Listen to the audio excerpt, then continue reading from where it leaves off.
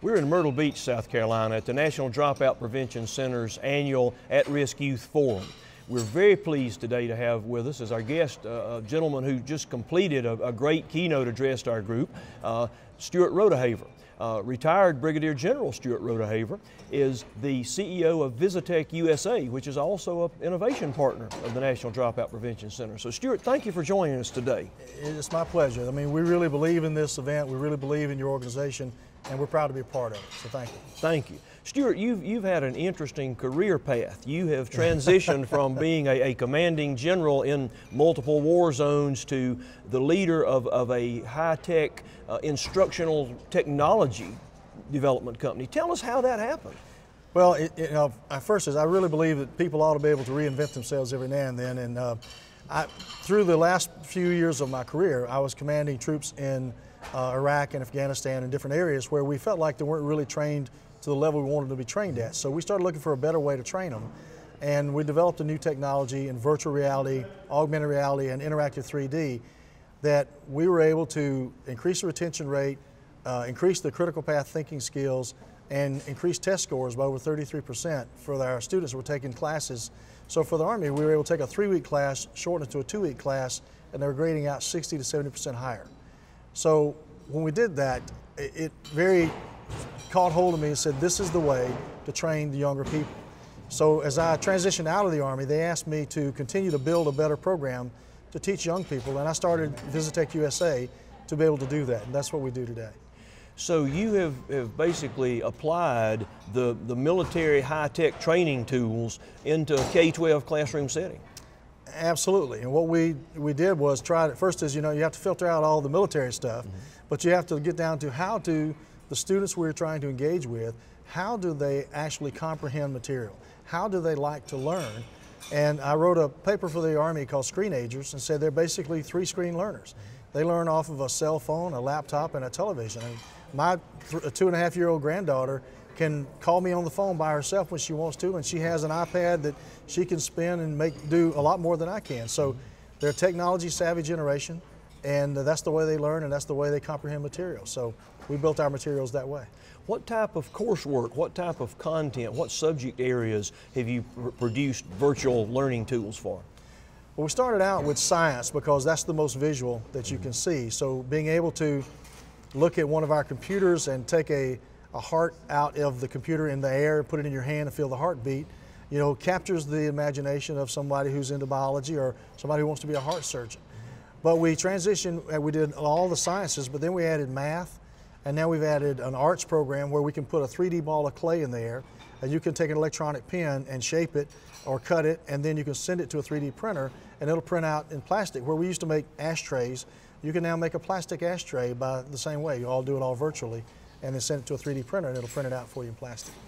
So if I'm a high school principal, or if I'm a superintendent or a curriculum director, and I would like to make this kind of tool available to my students, what do I need other than to obviously purchase the content, but what do I need? Do I need a space? Do I need certain equipment? You really, none of our equipment requires any of the internet service. It's all self-contained. So really you just need an electrical plug-in and a table to set the machine on, and other than that, and a teacher with imagination, which is the biggest part. Because they have to look at the programs and be able to take them and build their lesson plans to go along with them in a way it will engage the students. Now we help the teachers by writing lesson plans, and we've got about 1,000 lesson plans written for all of the science programs and math programs that are in our machines. But it still requires teachers to have a little imagination and create a little fun. I was in a school district in the mountains of North Georgia several weeks ago talking with the school board, and they have a very small 100-student K-12 school in a remote area. And one of their concerns was, how do we bring career tech ed to these kids when we can't have an auto shop, or we can't have a cosmetology lab, or we can't have some type of other lab? Could you help with that?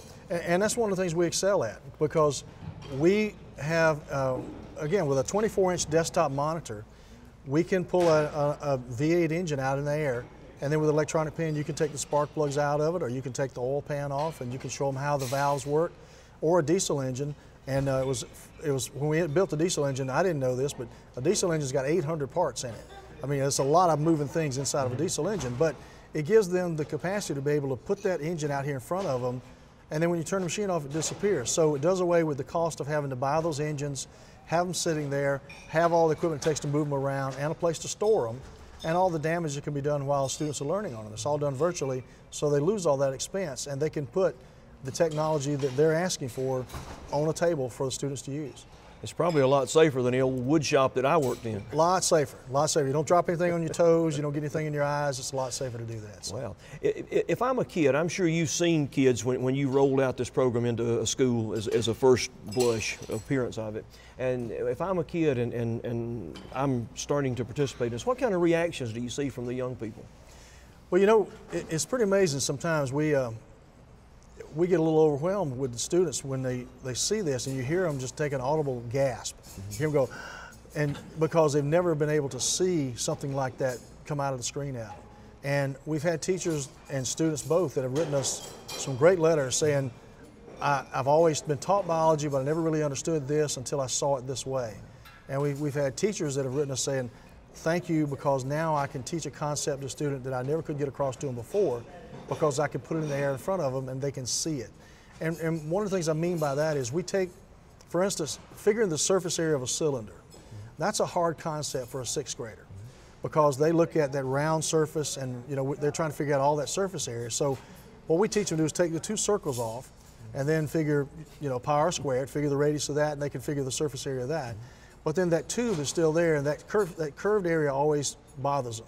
So in the air, we can take that cylinder and we take it and unfold it into just a rectangle. And then it's just height times width, and that gives them the surface area. And when you see that, when they do that, and they see that thing unfold, you'll see them go, oh, I got it. And when they do that, that's what makes it worthwhile to do this work, because they get it. Stewart, we're here at the National Dropout Prevention Center's At-Risk Youth Forum. We try to do dropout prevention. You're doing high-tech instructional devices and tools. What's the connection? Well, your team knows tremendously more than we do about all the problems students face that cause them to drop out. What we focus on is, if a student is in school, how do we keep them there? And what we help them understand is how not to have to worry about swapping time for a small job, time for dollars. What we show them how to do is swap their time for their dreams, whatever their dream is. If they put the time into it to learn it, they can reach their dreams, and they don't have to worry about putting time in just to learn to be able to go work at a fast food restaurant or on an assembly line. They can put the time in and then go learn how to design the assembly line or own the fast food restaurant by doing those things. So what we focus on is when they go to school, we focus on engaging them to the point that they understand that an education is the key to their dreams. And that's what we focus on, is trying to get them to that point. Fantastic. Stewart, thank you for sharing this with us. Well, it's a fantastic concept. Same here. Thank you for letting us be a part of it again. We appreciate the partnership. Certainly. Thank you.